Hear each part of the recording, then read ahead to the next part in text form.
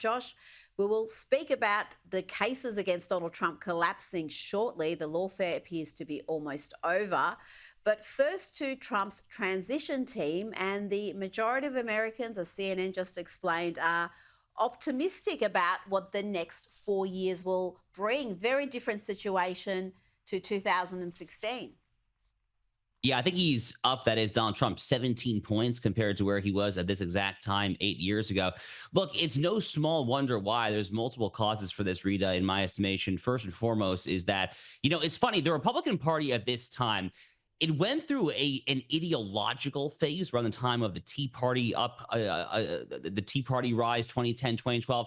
At this point, MAGA has an ideology for sure, and I don't want to downplay that. But right now, I think the Republican Party under Donald Trump is best understood as a party of the opposition. And it is the majority party, but what it does oppose is woke. It opposes wokeism, it opposes radical leftism. And at that point, when you are defined so broadly in opposition to all these various policies and movements that are so wildly unpopular, you're going to be more popular because guess what? On all these various woke issues, whether it's the open border, whether it's biological men and women's sports, or God forbid, biological men and women's prisons, all these crazy woke excesses, the American people are on the side of civilizational sanity, not the side of civilizational arson.